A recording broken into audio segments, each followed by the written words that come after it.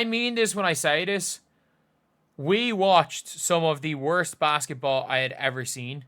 And you guys don't... I think you guys may not understand some of the stuff that the Fever were running when Caitlyn Clark was off the floor.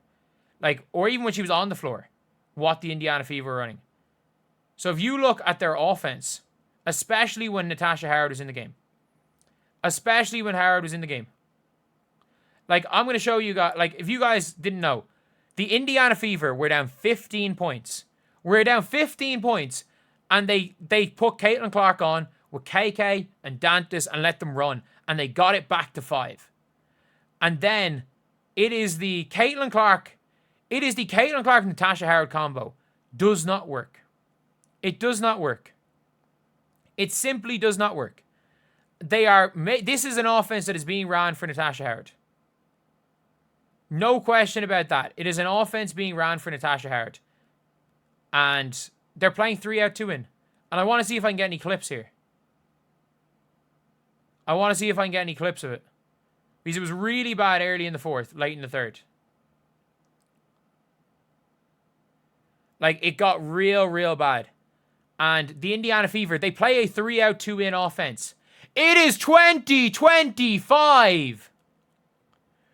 We are watching a team play a 3 out, 2 in offense in 2025. I repeat, we are watching 3 out, 2 in 2025. What is going on? It is 2025. Not even the Wings play 3 out, 2 in. Not even the Sun play 3 out, 2 in. The Sun suck. The Sun suck. Like, I don't understand. We are playing for middies. We are playing for tough post shots. We're clogging the lane. Our guards can't drive anymore. Kelsey Mitchell, who used to live off back cuts into the paint. Caitlyn Clark, who you weren't able to overplay because she was so much of a threat going downhill, is now a non-factor going downhill because you put a second fucking post player in there. You put an extra defender and an extra post player who, by the way, Natasha Howard has some weird fetish for playing on the fucking strong side and getting in the way. She refuses to play on the weak side, ever. She refuses to try play the baseline, play low, play out a short corner. She gets in the way of every single drive. And at least Kelsey Mitchell can sometimes put up crazy floater thingies that sometimes go in. That's not necessarily Caitlyn Clark's game. She can't drive anymore because Natasha Howard is in the way. She can't get free from the three-point line because no one gives her the ball. She can't get free off the dribble because they overplay her because they know the drive's not a threat anymore. Like, what are we doing? What are we doing? We have a modern basketball point guard, and you have a system from 2003. You changed your entire teams. The team was better this time last year. They changed everything to accommodate Natasha Howard. And I understand they won them a Commissioner's Cup. I understand there are certain periods in a game where you get the ball to Natasha Howard. Not build your offense around her. You don't build your offense around Natasha Howard. You don't clog in the lanes because, one, it makes Kelsey Mitchell worse. She's less efficient than last year. It makes Caitlyn Clark worse. She's way less efficient than last year. Aaliyah Boston, fair enough. Her and Natasha Howard can sometimes work off each other. But, like, what are we doing? We have a literal system that is designed to play like it's 1986. We might as well be playing like it's 1986. It's like Stephanie White thinks that Alyssa Thomas is walking through that door. It's like Stephanie White thinks Bree Jones is walking through that door. What are we doing? Caitlyn played her role. Ironically, Caitlyn played her role today. Caitlyn played her role. If anything, Caitlyn took too many shots. She tried to force the issue a little bit too much. If anything, with the way they are playing right now, Caitlyn did a bit too much. She forced the issue because nothing. She doesn't get easy. She hasn't taken an easy shot in about 4 games. She can't get an easy shot. She can't get an easy drive. Everyone's saying, oh, Caitlyn Clark needs to drive and get to the free throw line. She can't because there's about 18 bodies in there, so teams don't have to foul her anymore. They don't have to foul her because there's 17 bodies in the paint. Like, what are we doing? Like, look at this spacing. What the fuck is this? What the fuck is this?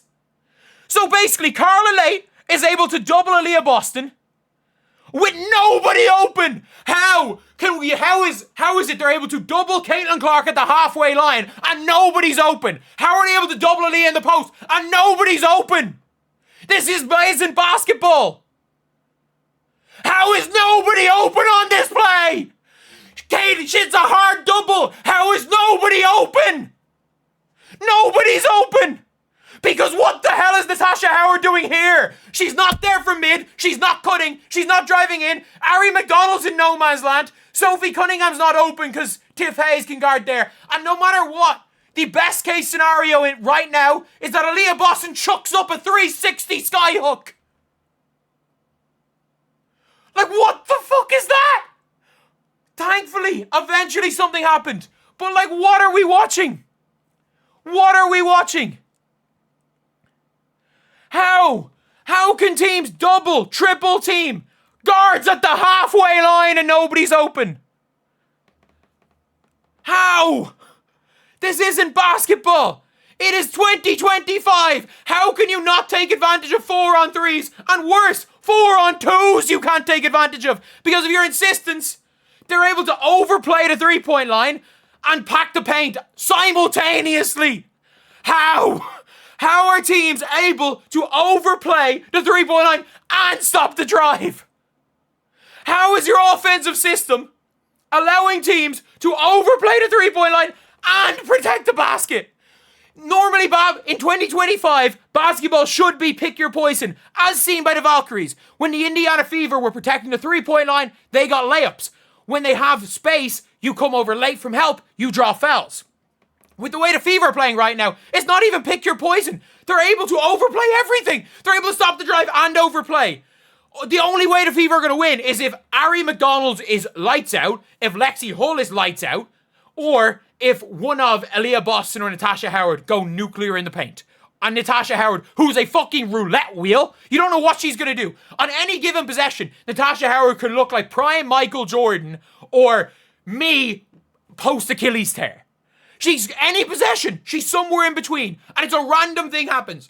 Like, she's the biggest no, yes player I've seen. But a lot more, it's no. A lot more, and it's no, yes. Thank you, Natasha Howard, for winning us the Commissioner's Cup. Get out of the fucking way! Get out of the way! Just get out of the way! You are clogging up driving lanes. Kelsey can't drive anymore. Caitlyn can't drive at all anymore. Caitlyn's go-to shot is a contact floater from outside the key. Why is she shooting 4 of them in a game? I know why she is, because there's 2 post players. With those 2 post players and 2 defenders, there are 6 people in the paint. Every drive, there are 6 people in the paint. How are we meant to score? How? Stephanie White, tell me how.